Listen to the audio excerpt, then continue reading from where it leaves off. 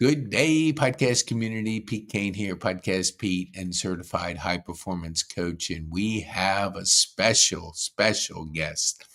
I met Lauren at the We Cares Vet, and as we talked, I went, wow, this is a person that has made an impact. So, Lauren, I know a little bit about your journey. Would you tell our viewers who you are, what you do, and who you serve? And then we'll get Sure. into our podcast. All right. My name's Lauren Hope of the Lauren Hope Collective, and frankly, I serve the military community because they are my people. They are my community. Mhm. I'm an active duty military spouse. I've been in this space long enough that I'm not going to tell you how long I've been here, but just long enough to know that I care. And oh goodness, everything I do is somehow tied back to the military community. Mm. Let's see. How far back do you want to go? Oh, I think that's good. Let me ask you this. So, Sure. your first year, Mhm. you're a military spouse. What was it like adjusting to the military life as a spouse? Well, um, I tease that everyone says, you knew what you were signing up for when you married the military, but it was absolutely a baptism by fire, figure it out, kind of bootstrap and grit, all the pieces. So, dating myself when I married into the military, they were doing 14-month deployments at the time. So we figured it out really quick and we pivoted a lot and made a lot of the best friends just by the season of life that we were in. I've seen over my travels, I've had a number of people that, that speak like yourself. And I have Sarah who's with the Army Rangers, and Mm, she talks about the transition from Army Ranger to civilian life, and she's a military spouse. Her husband's a helicopter pilot. So what is it that, like you said, adapt? You just got to figure it out. I love that people have to just figure it out.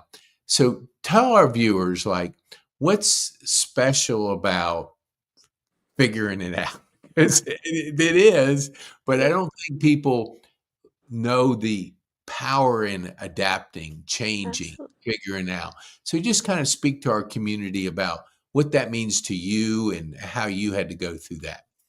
Absolutely. You know, People are made or broken in this lifestyle based on your ability to just figure it out.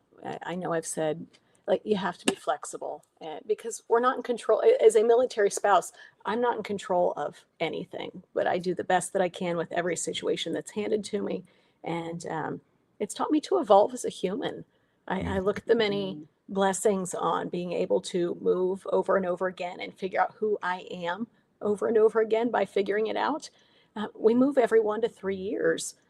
And every time we do, I look at who was I this last duty station and what parts did I like so much. And, of course, I make mistakes too. I'm human, but I want to leave those behind. Those are not who I am anymore. I've learned from that.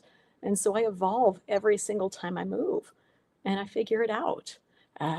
It means being vulnerable quickly because you don't have a tribe everywhere you go, but you make them fast.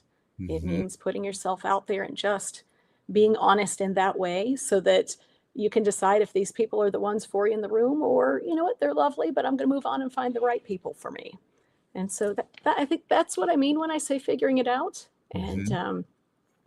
it's been interesting to then travel home or travel to places where people perhaps haven't been bent and stretched and molded in the same way that I have, and just to see I'm the puzzle piece that no longer fits back into the puzzle anymore because I've figured it out.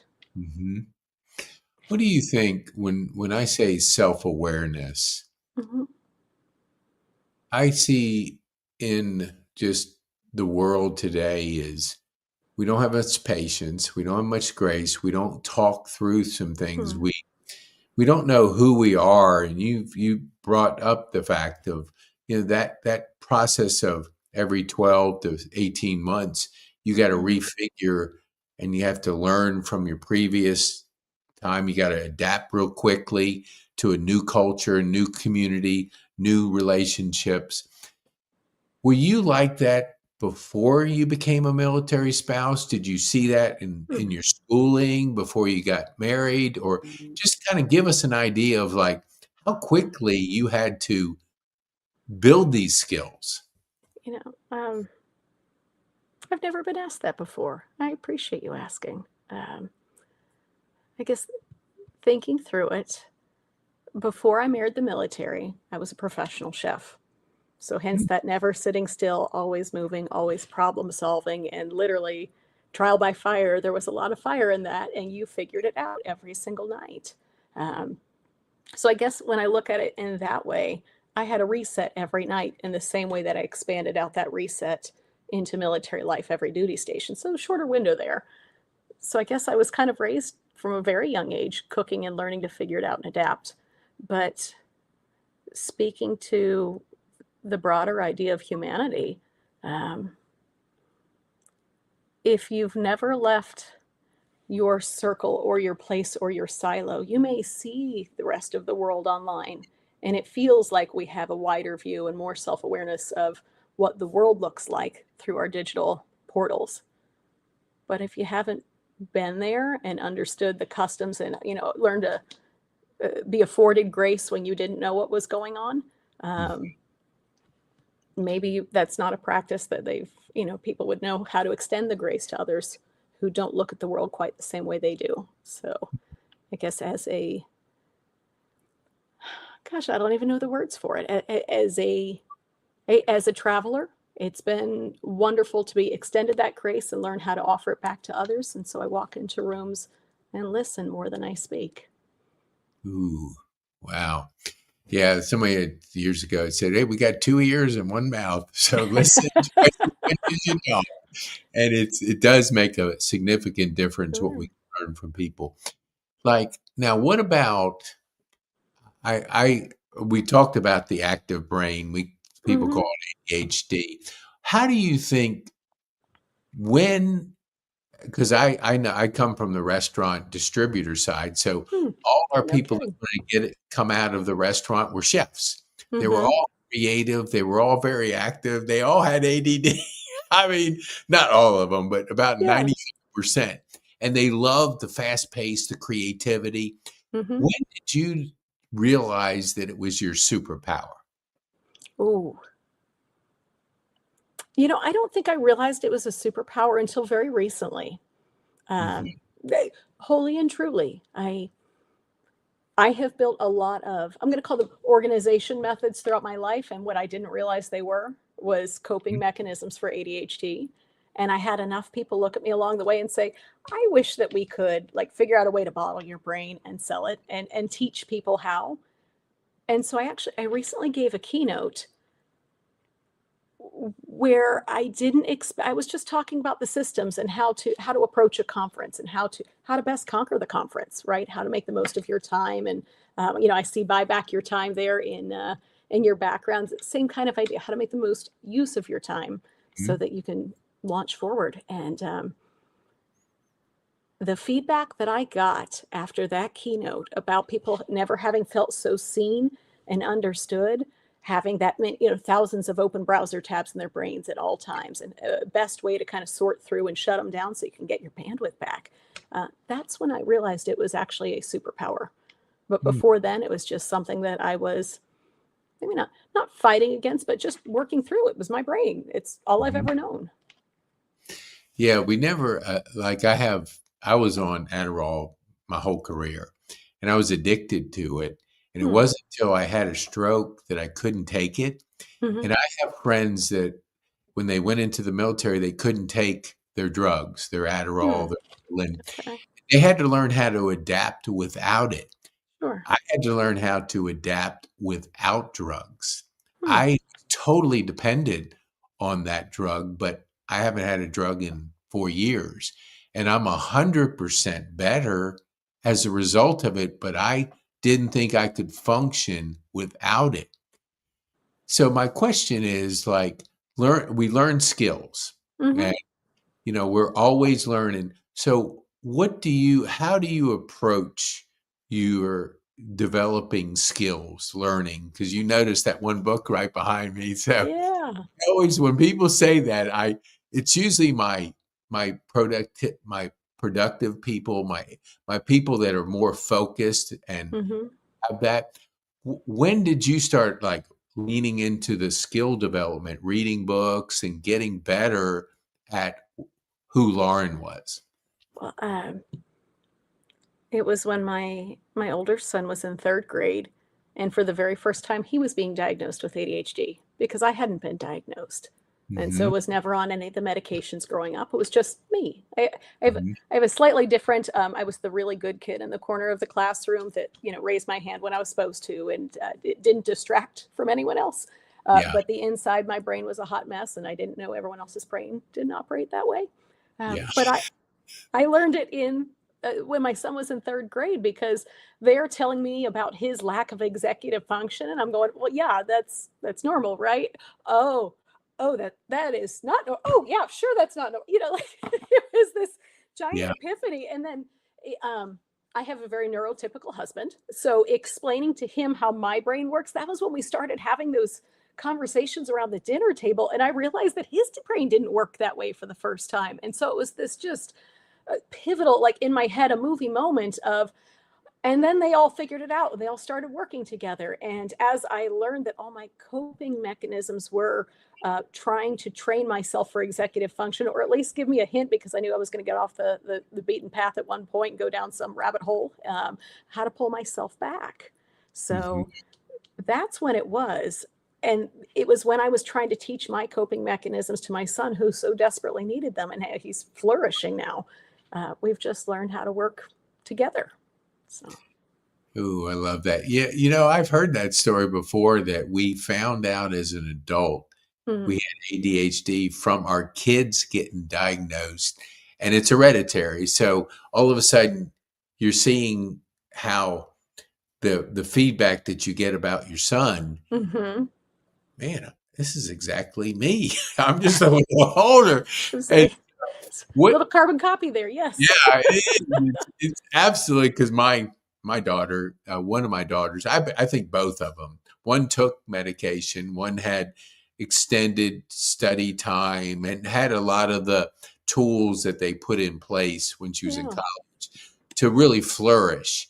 But we didn't test her till the sophomore year of high school, and it Mm. did like dawn on us that she had the same thing. But here's what I wanted to ask you, like give our community like what is Lauren's best tip on being focused and organized? Oh, um, I have several.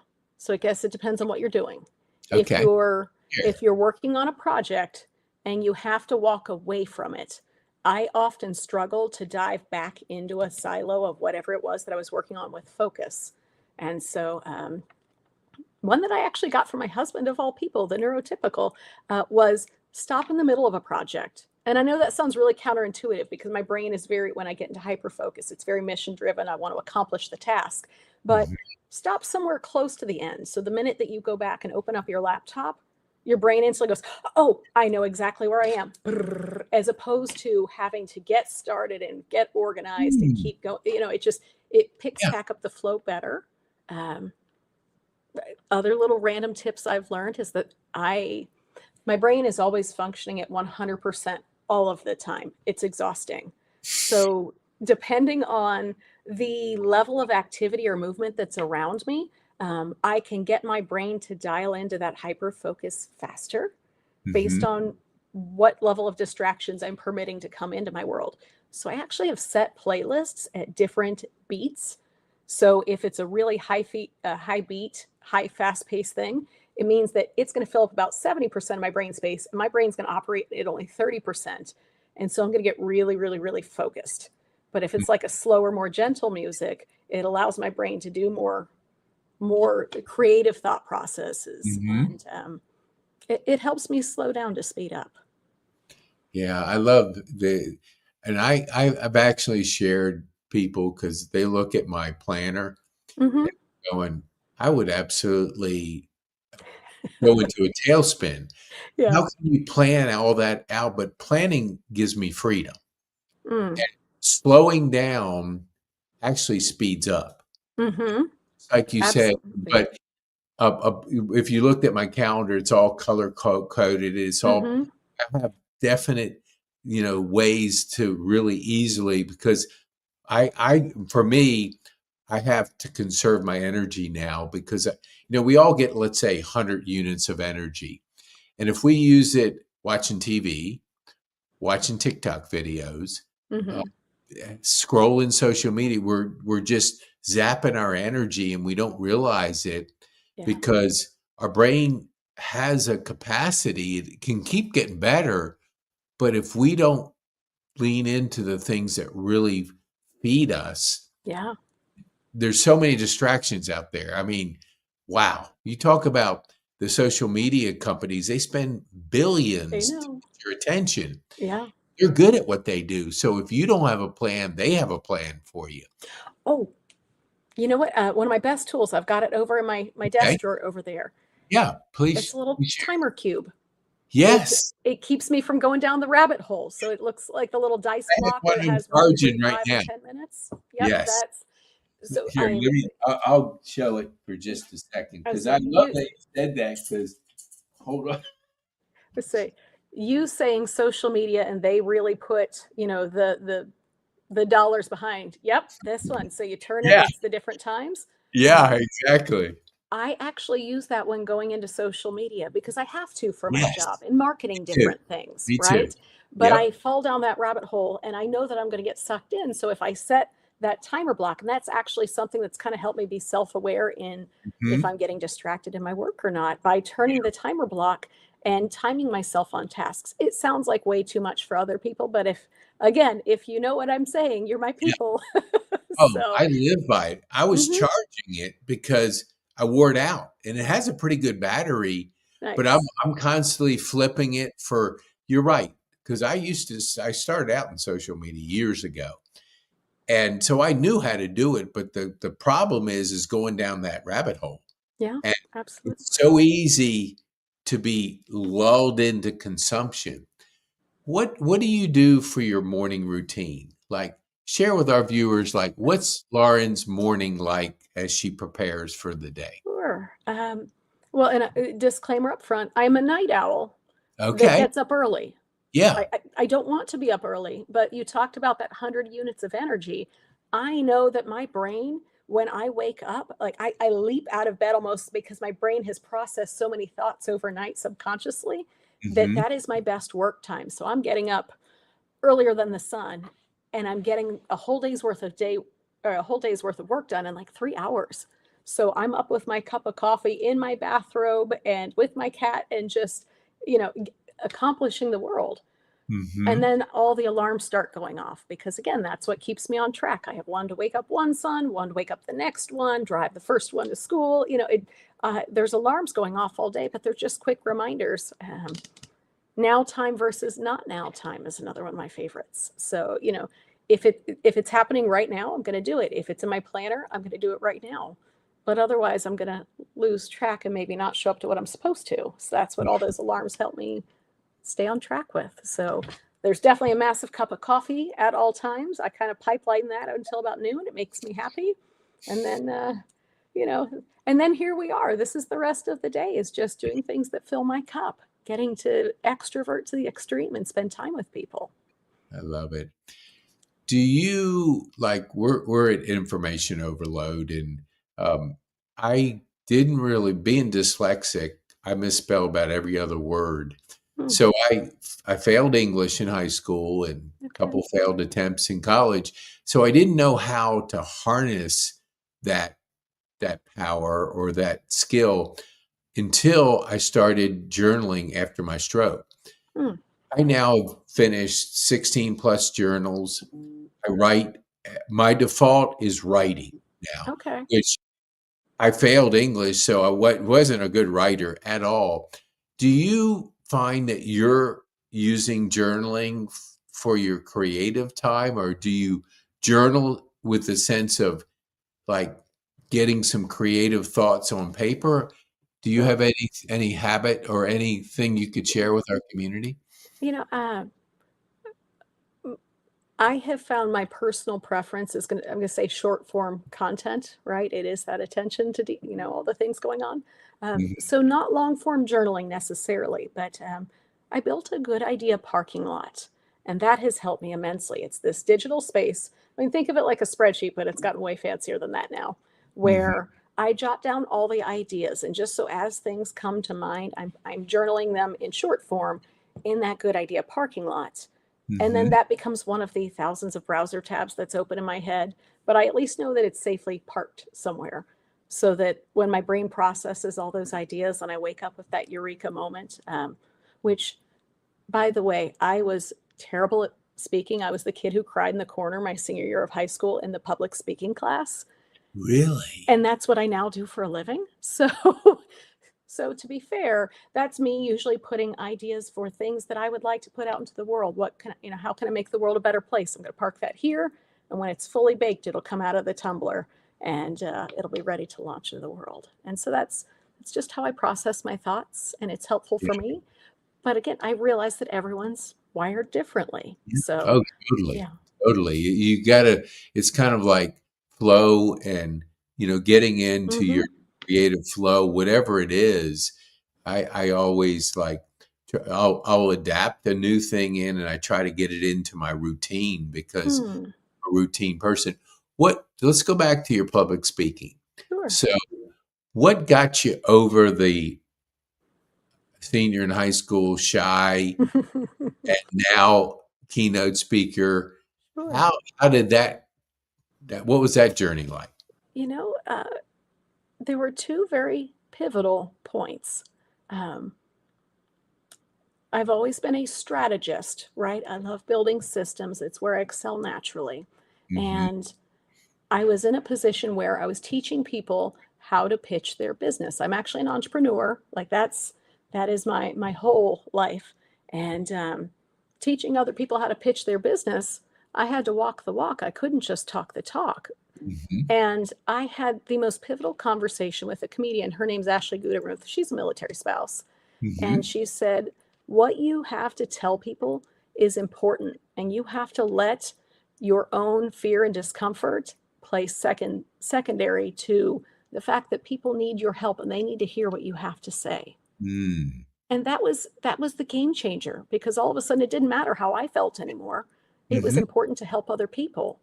And through practice, repetition, and self-aware feedback, hearing the good and the bad and applying all the things I've heard, it's been a game changer. Wow.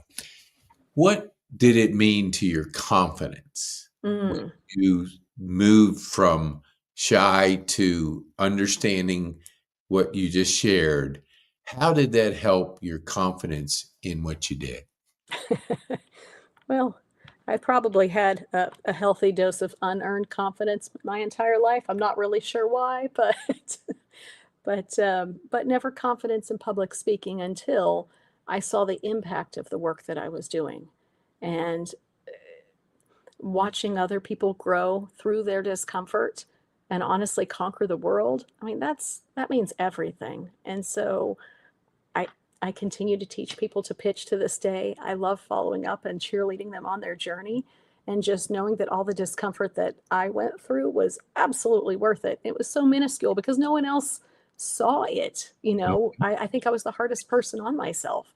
So, you know, um, just taking that breath and watching what was to unfold was everything. That's beautiful. One of my mentors is Daniel Priestley, and he says the journey of an entrepreneur is the journey of 1,000 pitches. So, when you think True. about Yeah. if you're not good at pitching your business, you don't have a business. You have a hobby. Mhm. So You you have a got product. to constantly work on that. So I love that you work and help support entrepreneurs in that way. You know, a funny story if we have a second for I Yeah, don't know that we do. absolutely. Okay, pitch middle schoolers. If you want the most humbling experience of your entire life, pitch middle schoolers. They are ruthless. They will tell you like it is. Um, Yes. I went in for one of my son's career days, and so had to talk to the class there Yeah. and tell them about entrepreneurship.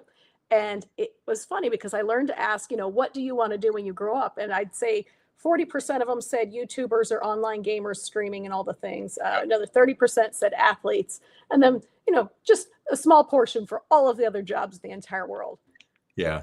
And I remember finally getting one kid's attention where you could tell he was kind of the ringleader. I was not a popular kid growing up. He was definitely one of them. I was like, Yeah. hey, buddy, if you want to be a professional athlete and you don't have a business plan, you're just playing a sport and losing money. Yeah. And then Yeah. he kind of looked at me like, oh, okay, I'm here. And so, just finding what makes people work and what's in it for them and pitching that first before Yeah. you tell them how you can help. That was a game I, changer. I love that. I do it with sophomores in high school once a month. And so, the teacher had said that, during COVID, they didn't get a chance to have that interaction. So when they came to high school, we all have to evolve and mature, but they had lost a couple of years. Sure. And I remember the first time, this was last year, it was about relationship, and it's based on John Maxwell Oh, Habitudes. wonderful. And it was about relationships. And I was asking the question, like, how many people do you know this had been the end of the year, in this class by their first name? Hmm. And it was like maybe one, two, and Yeah. they're sitting next to a person. They've been sitting the whole year and they don't even know their name. Yeah. So I had them turn to each other and introduce themselves and say, hey, my name is Lauren.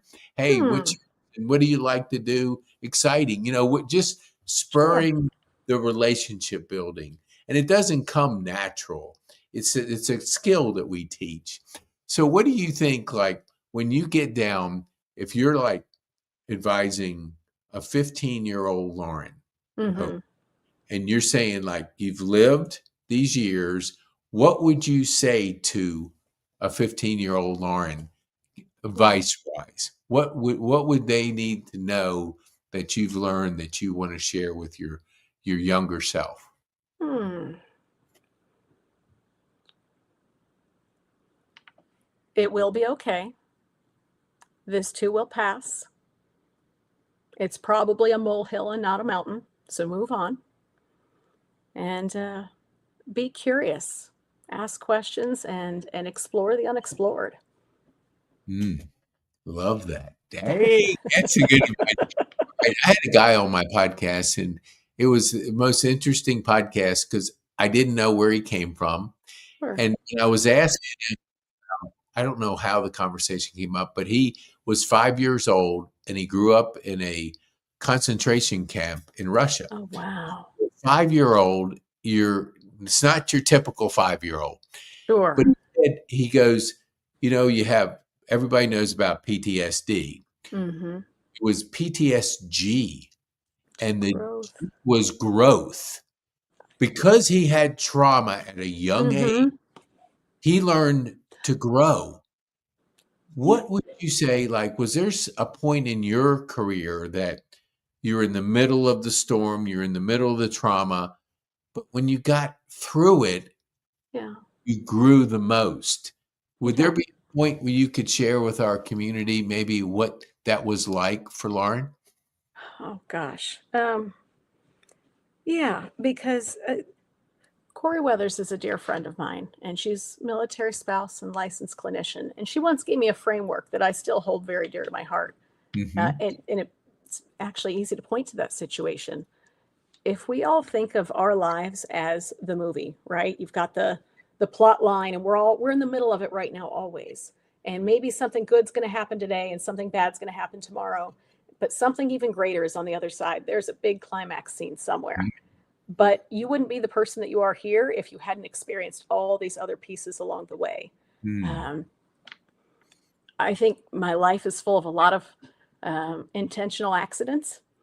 Um, I, Gosh, military life, advocating for military housing. I was extremely sick for a number of years. And while it actually didn't have anything to do with housing directly, as a side effect, I knew when houses were not up to par, is how I'll put it politely, in the Mm. military community. And I accidentally found myself in a family forum in Washington, D.C., addressing a four-star general and the Secretary of the Army. And what I heard being said didn't align with what I knew to be true. Hmm. And so I politely and properly took to the mic in this open forum to say, we need your help. If that's what you're being told, you know, please help us. And it was the scariest public speaking I've ever done in my entire life. I did go back to my hotel room and throw up afterwards and started working with the Pentagon and the Surgeon General. And we got to the bottom of a lot of things. And life, while it's not perfect now, it became a whole lot better after that. Hmm. And so that was definitely a painful point of growth for me, but Hmm. it also completely reshaped the trajectory of my life, period. Dang, So, it's like being thrown in the fire. And yeah. Um, yeah, that is so good. Thanks for sharing that. Two more questions, and I'm going to let sure. you. I know a busy person that has that You're active brain fine. is on the move. So we got AI coming out, Yeah. and there's rapid change coming. You and I have more life lessons than our younger, 10 to 15. Mm, What do you think? How would a person young adapt to some rapid change coming up? What advice would you give to them as we move into a completely different like era of mm, change? yeah. No, you're not wrong. It's changing so quickly, and to some point, I know that we need to embrace the change because it's here. We can't put it back into Pandora's box. Hmm. Um, but I do always ask a very grounding question of who does it serve? And by asking who does it serve, social media, as you said, there are high powered companies that put a lot of money into marketing to make sure that you think, see, and know the very things that they are showing you to think, see, and know. Hmm. Who put that there and why? It's okay to ask those questions. And Mm. if you really kind of step yourself back from the moment and figure out what's at stake, um, you might find yourself choosing a different direction. I absolutely use AI in so many of the things that I do.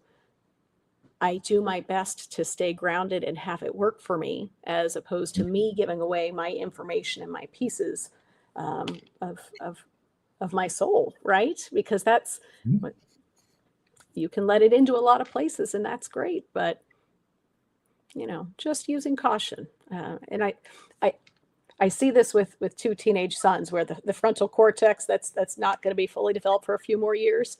Yeah, Um, they know that. They know yeah, that. So you know, find the humans in your life that you trust, and adore, and yeah, lean into them too as a counterbalance. It'll be okay. yeah. I love that. We often say my part HI and AI. Hmm. Human intelligence will always be there. Critical thinking, problem solving, building those relationships. What is Lauren working on exciting that our community can help you with? Hmm. Oh, that's an excellent question. Um, well, a couple of things. Hmm. The podcast launches here shortly. We're always supporting military, whether you're a veteran or military spouse entrepreneur. We have Shop Military, our directory on the website, and otherwise advocating for the things that we know that our community needs. So trying to elevate and uplift those who are doing the hard work. So Mm. if you would like to join me, whether it's on LinkedIn or Instagram, those are my two main platforms right now. Um, Stay in the know, and look forward to cheerleading you on your journey. Well, I love that. Last question. So, Sure. what would you want our viewers to take home from our time on this podcast? What would be the one thing? Ooh. Hmm.